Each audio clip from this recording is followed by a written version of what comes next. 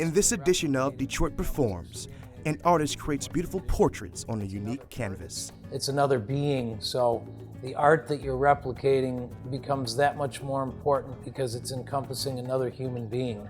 Critic Car Detroit shares with us more of their art critiques. We're a bike shop. We do bike retail, service, rentals, and tours. We do Murals of Southwest Detroit tour that looks at some of the local artists and their work in their community. Detroit youth train with professionals in an intensive Broadway workshop. And our goal is to create opportunities for kids with an elevated interest in the performing arts, to give them opportunities to work on musical material, to work with the highest level of people in the industry. And over the last 6 years, we started taking our programs on tour. We check out the winner of the Night Arts Challenge People's Choice Award. Lo and Behold Records and Books is a publishing house and storefront as well. And a man's creativity turns trash into treasure. It's always been about trying to find the essence of humanity through found objects, through inanimate objects that are cast-offs, to try and give these inanimate objects a new lease on life. It's all ahead on today's episode of Detroit Performs. Major funding for Detroit Performs is provided by the McGregor Fund. Additional funding is provided by the Michigan Council for Arts and Cultural Affairs and the National Endowment for the Arts, and by contributions to your PBS station from viewers like you. Thank you.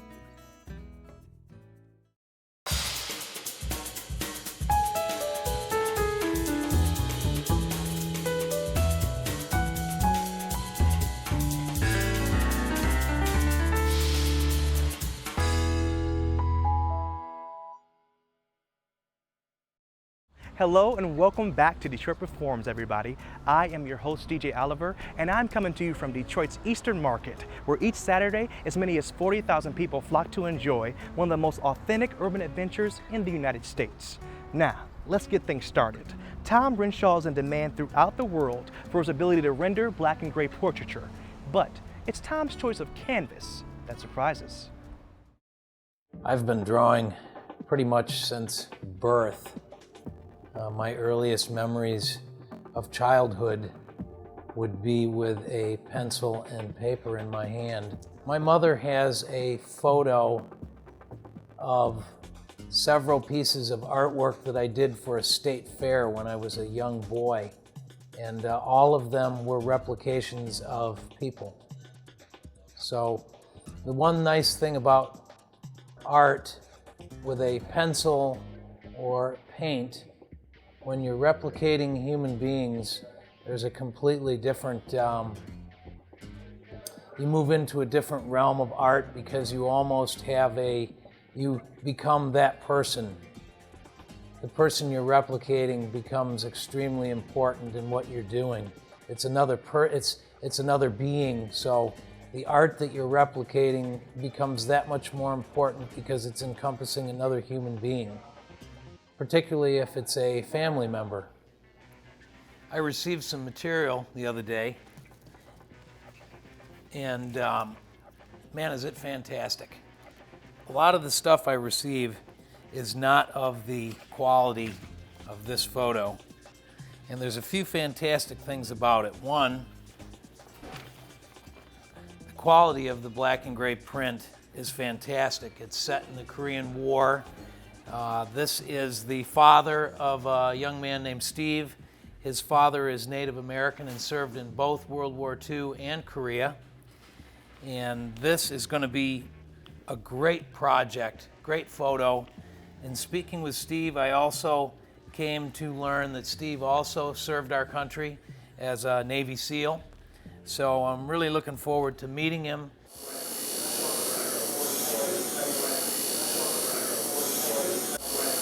Well, there's no question that tattooing can be a little bit uncomfortable. I will say, however, that one thing I'm known for is having a very gentle hand, which by necessity, if you're a photorealist, has to be so.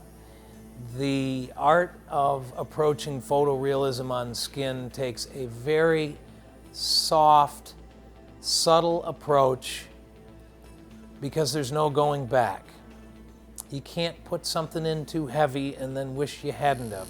Just, my parents, I look back at them and I'm thankful for the life I've had and the opportunities I've been granted because of their sacrifices.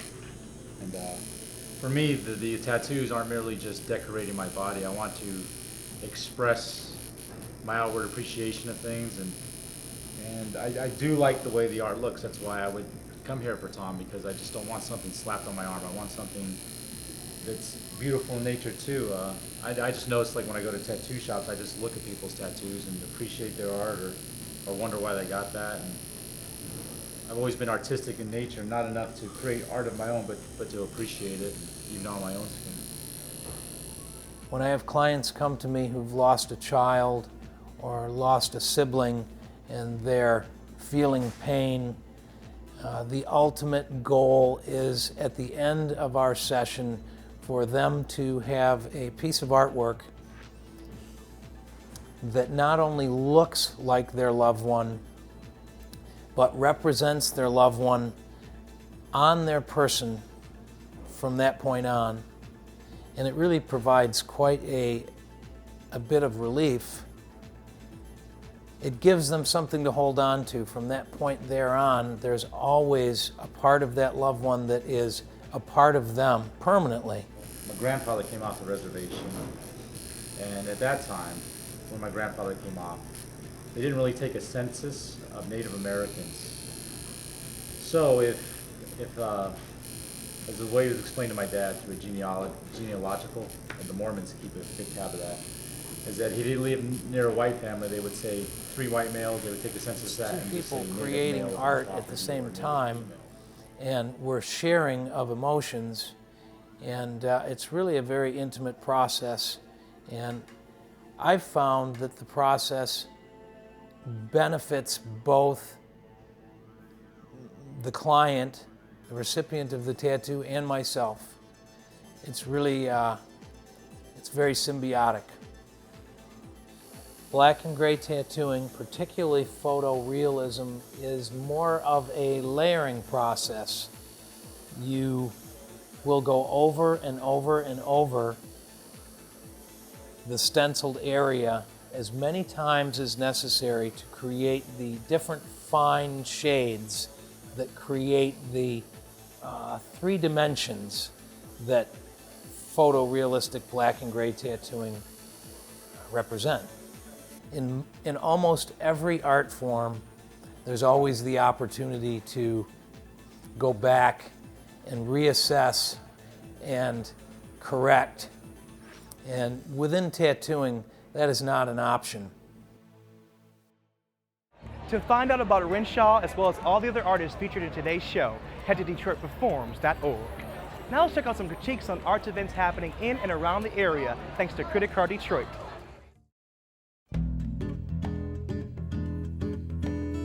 Hi, I'm Kelly Kavanaugh. I'm with Wheelhouse Detroit. I'm a co-owner, and we're a bike shop. We do bike retail, service, rentals, and tours. And our tours some are geographically based, so we visit places like Indian Village and Corktown, and some are thematically based, and many of those are focused on some of the great arts and culture that we have here in the city of Detroit. Like, for instance, our Music Heritage Tour, we go to the Historical Museum and we talk a lot about historic music venues, some that still exist, some that don't. We do Murals of Southwest Detroit tour that looks at some of the local artists and their work in their community. We do an architecture tour, which kind of speaks for itself. Detroit has a really great range of classical and modern architecture that we try and highlight on that tour. And the tour we just got back from today was Hamtramck, and one of the stops on that tour is Hamtramck Disneyland, which is in the backyard of a Ukrainian immigrant who worked in the auto factories. He's been working on it for, I want to say it's been over 20 years now. He's retired now, and he tinkers in the backyard, and it's very three-dimensional. It lights up at night, it moves with the wind, and it's one of those things we had when we turn down an alley. I'm sure people are always wondering why I'm taking them down an alley on their bike, and then they see it, and we have these like loud verbal reactions, like whoa, from adults. It's very childlike and whimsical, so I feel like it kind of takes you back. And, there's just the thought of someone spending all that time, making something for no other reason than he enjoys it. And maybe hopefully visitors like us will get the chance to see it and enjoy it as well.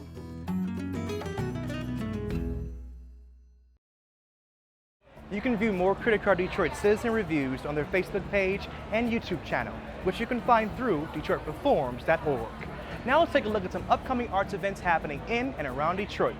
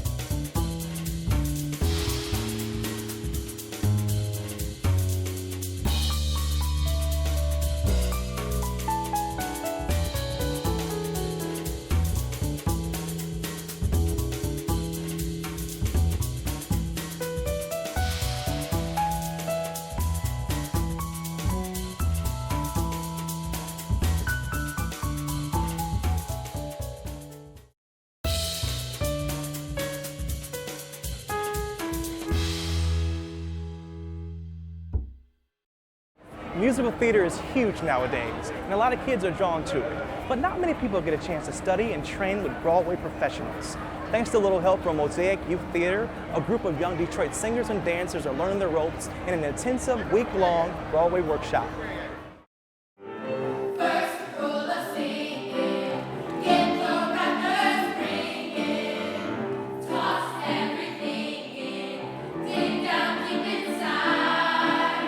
I'm Mark Tuminelli. I'm the owner and director of Broadway Workshop. I started Broadway Workshop about 6 years ago, and our goal was to create opportunities for kids with an elevated interest in the performing arts, to give them opportunities to work on musical material, to work with the highest level of people in the industry, and over the last 6 years we started taking our programs on tour. So this summer we are in Kentucky, we're in Vermont, and then we're also here in Detroit, and the Mosaic Youth Theatre has brought us in to present our camp here. So we have 50 students. They're broken up into 2 age groups. We have 9 to 13-year-olds and then 14 to 18-year-olds. And these students are unlike every other group that I've ever worked with, to be honest. Their training level is at such a high level. They are so well educated in their vocal performance, their movement, their presence on stage. They're really at a level that we can continue to add things and build on the program, because we're only here for 5 days. So what you can normally accomplish in 5 days is, a limited amount. But with these kids, we have gone above and beyond. They want to be here so badly, and they're working so hard for, 7 hours a day. Hello! I'm not going to talk until everyone's quiet. You guys have to stay focused when we're doing these put-togethers.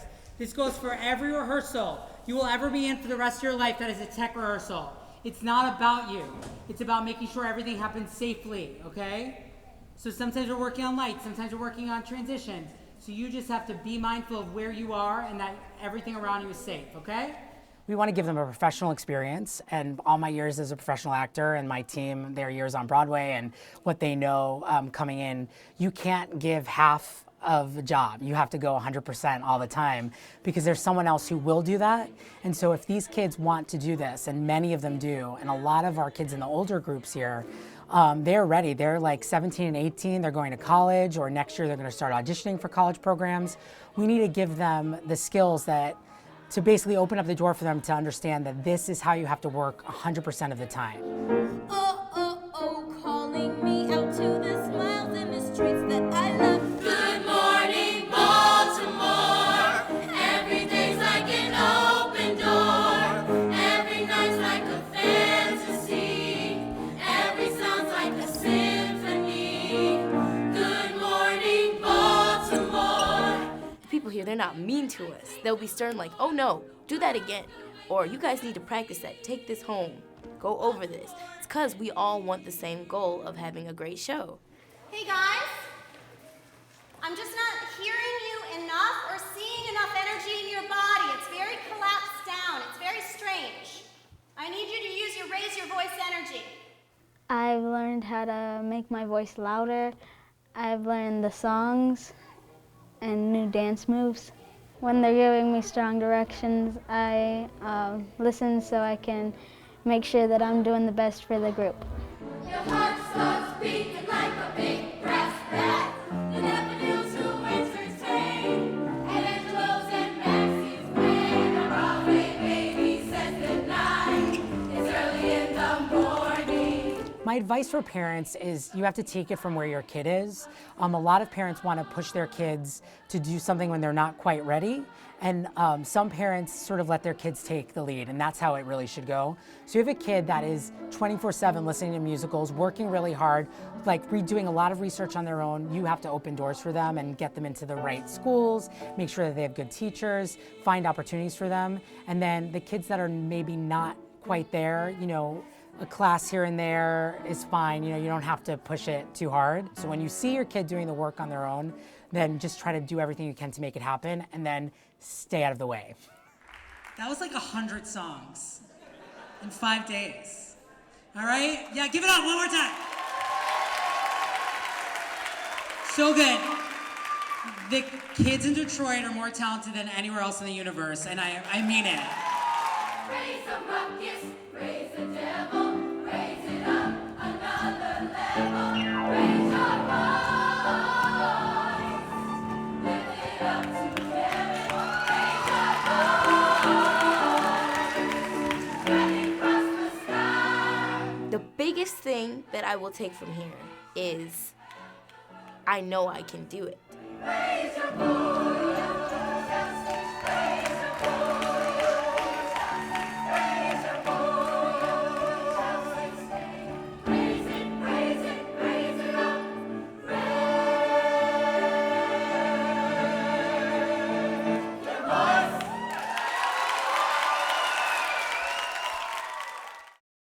To find out more about the Mosaic Youth Theatre and the Broadway Workshop, head to DetroitPerforms.org. And now, we first like to congratulate all 56 of the Night Arts Challenge winners, but the People's Choice Award goes to Hamtramck's Lo and Behold Records and Books.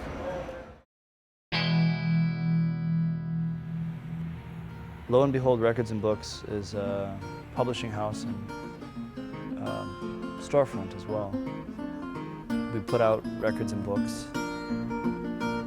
I woke up this morning. Folk Blues Night, it's a musical series. It's a monthly musical series. Performers will come to sit in, but there's also performers that are invited. We record them with some old ribbon microphones. We've been putting them up for free download with the intention of saving money that way, and then putting out a series of LPs. The money would go toward, well, I need some renovation work in the space and upkeep on some of the gear too, the recording gear and stuff like that. I'd put a little into that. I'd allocate money for the performers, and then the rest would go toward just hammering out recordings. I'm really committed to this neighborhood and Hamtramck in general. It's there's a lot of potential, I think, for this neighborhood.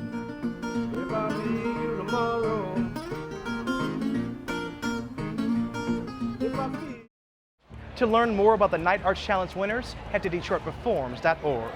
Next up, we meet Alan Christian, an artist who prides himself on turning trash into treasure. Christian takes us inside his studio, which he calls the House of Balls, to explain the inspiration behind his creations.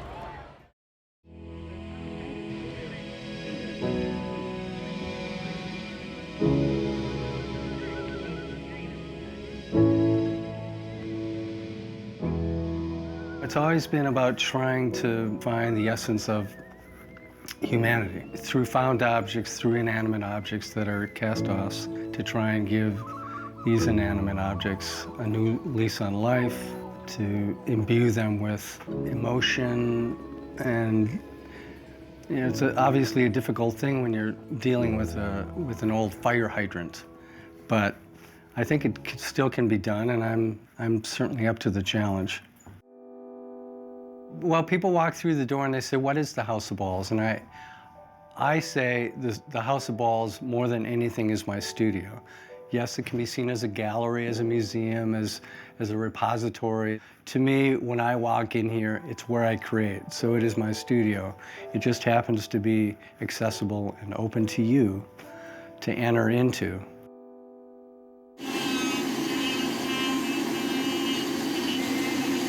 My work has evolved from not exclusively bowling balls, but it was a large majority of what I did, to frying pans, to piano parts, to whatever's out there.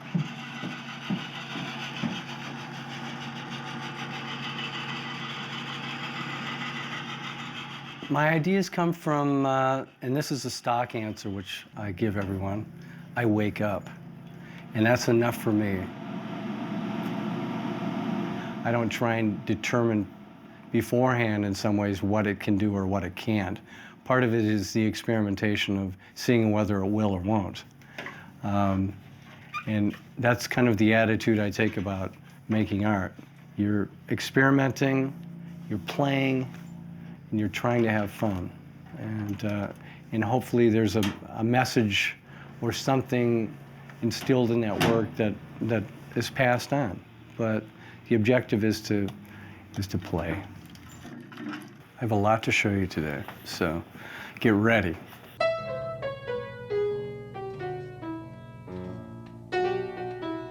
This is a piece I did called Three Faces of Steve, and these are all made out of piano parts. I'm known for bowling balls.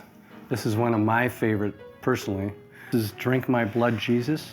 I would like to actually have a sangria party where I've got a pump underneath here that would be pumping sangria or Bloody Marys. I used to play a lot of badminton, and I love bone, to carve bone. It's got light qualities that I find really intriguing. These are the mass type of figures, in 1 second become somebody else. The frying pans are masks. They're something that I create to hold in front of oneself, either to unmask yourself or to become another person. But you also have that essence of the person that cooked with them. Those elements I try and retain because they epitomize what this person was like, and I think they also give emotion to the piece and enhance it. This is one that has that residue of someone's life. Now you leave that in there because to me this is the patina of their life, but then you can put it on and it accentuates who I've become. Well, these are a long, ongoing series of puppets that I made for a troupe out of New York. Right now I'm into the silverware phase, doing heads, doing puppets, doing masks over the last 10 years, working on a large-scale figure right now. This is going to be a life-size, bigger than life-size actually. I don't think it'll be a puppet, but it's going to be all silverware. One of my favorite personal pieces was the piece I did for the Science Museum called Transformation, based after Rodin's The Thinker. It's about ideas and the moments that we understand. This is a piece I brought to Burning Man this year called Little Big Bird. Since 2001, I've gone to Burning Man 7 times. And Burning Man is an arts festival in Nevada. It's about what is the gift you bring to the larger community. There is the most amazing sculpture. It's got the scale that blows people away. And of course I drive Elmer, my art car, who is an expression of myself. Well, you never know what I'm gonna make, but I got a platter, and that's good enough for me. As my mother always told me, safety first.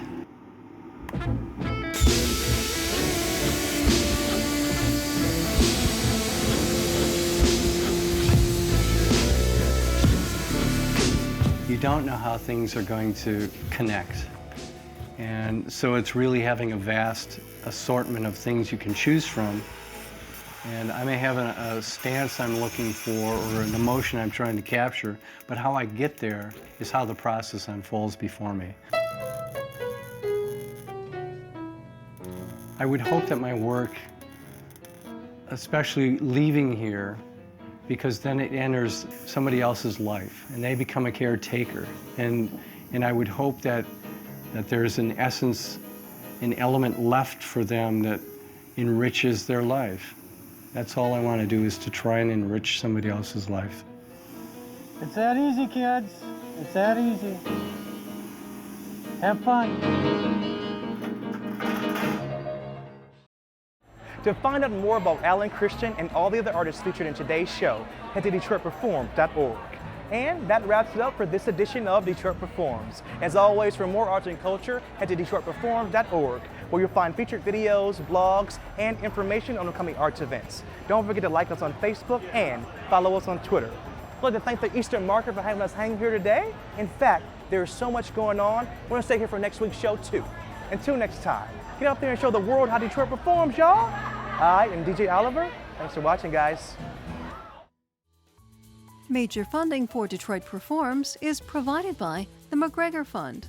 Additional funding is provided by the Michigan Council for Arts and Cultural Affairs and the National Endowment for the Arts, and by contributions to your PBS station from viewers like you. Thank you.